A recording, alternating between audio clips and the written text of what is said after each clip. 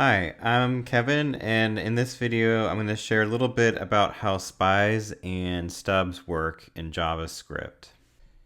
So, what are spies and stubs? Most people are familiar with sign-on.js. It's the most commonly used stubbing and spying library in JavaScript. So, spies can kind of be two different things. One case, we just create a spy function. We can pass it in as an argument or something like that into another function, and the spy essentially has the ability to keep track of whether it was called, what arguments it was called with, what did it return, that sort of thing. How many times was it called? Another capability of spies is that we can spy on an existing function.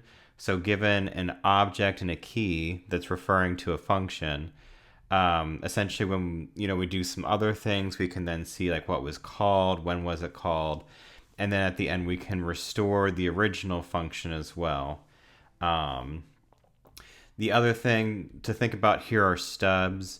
So with stubs, essentially we're getting the same arguments here. So an object, a method, and then a function.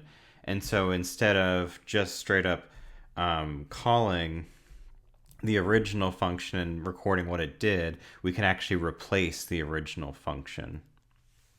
So what's the motivation behind this? Basically, as a front-end developer, I've noticed a lot of times people get really confused about, well, what is a spy or stub actually doing? And Sign-On itself is actually a fairly beefy library with a lot of different things that it's keeping track of for you. But the core capability of it is actually very short. So in this video, I believe in just 25 lines, I'm going to kind of show, conceptually speaking at least, how this actually works. So let's get started. So I've got a file here, and I have a bunch of different tests that we're going to run.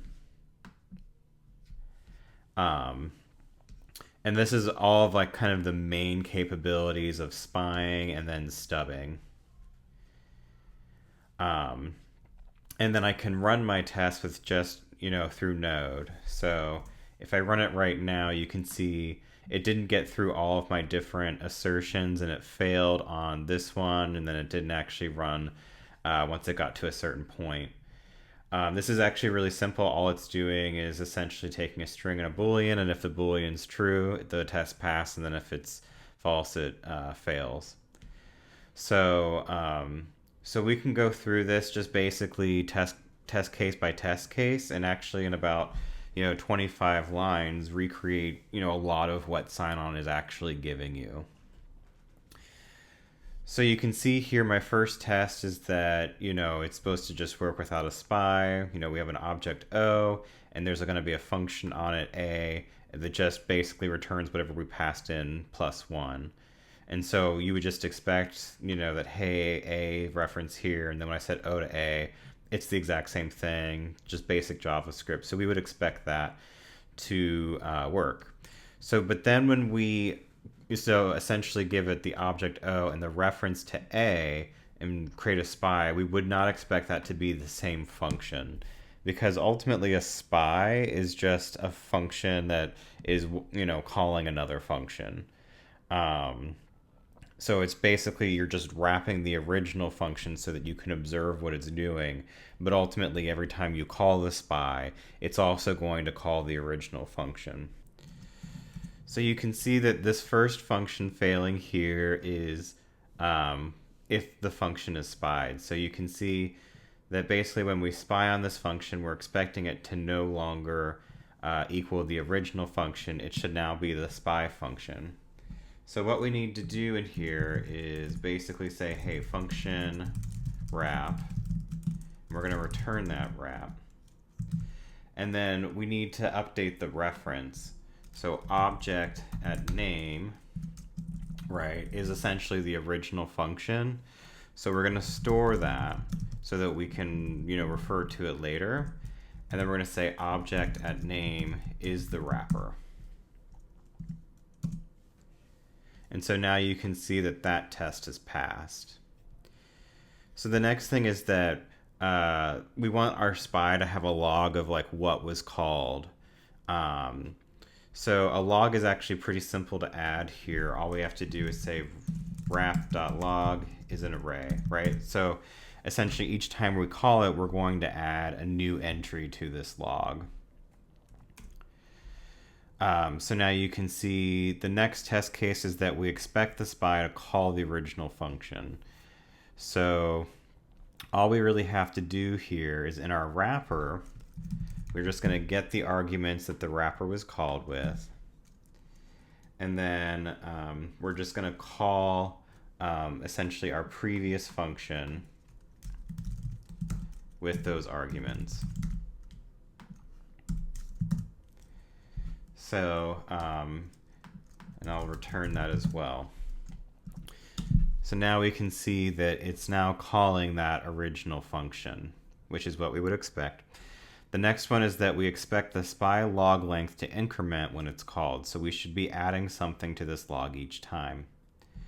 So in here, I'm going to create like a meta object that's just keeping track of that. And then I'm going to just say, hey, wrap.log.push meta. And that should get that to increase. So now you can see the next thing that's failing is that it wants to try to read arguments. So we would expect this log each time it's called to have, what arguments were called with. And so that's pretty simple. We just go into here and we'll say our arguments is the args that we received. And that should make that case pass. The next one is the spy context stored. So what context or what was the value of the keyword this, which often comes up with JavaScript. And so all we really need to do for that is just say context is this. And then the next thing is spy return stored. So we'd want to keep track of every time our spy is called, what is it that this is going to return? This requires a little bit more work. So basically we're going to say meta returns is that, and then we're just going to put that in as the return from our wrapper. And so that should get that to pass. The next thing is that it says that it doesn't have a restore function. So we're going to create a restore function on our wrapper. So for this, all we have to do is say wrap.restore is a function restore. I like naming my functions just so that, if there's an issue or something, I see it in the debugging. And then we'll just put object of name back to that previous. So that will restore our stub or our spy when we're finished with it. So now you can see that we're restoring that correctly, and then after we've restored it, when we call it again, it doesn't log it. It doesn't increase the size of the spy's log because we've restored it at that point, so it's no longer keeping track, which is what we'd expect. The next one is we'd want to keep track of errors. So if our function throws an error, we'd want to keep track of that. So basically, in JavaScript, you pretty much will always have to use try catch to prevent the error from going all the way up. So we'll catch the error and then we'll just store that onto our meta object if it threw an error. So now you can see that we have error logging working, and then the next thing is that stubbing. So that's actually most of the capability of spying right there. So now we'll go into a little bit about how stubbing works. So you can see here I start with the object, which key, but then I'm also passing in a function as a third argument, and that's going to be the function that's going to replace our original function. So all I really need to do here to make this work is that instead of just always assuming it's previous, I can just take our stub instead.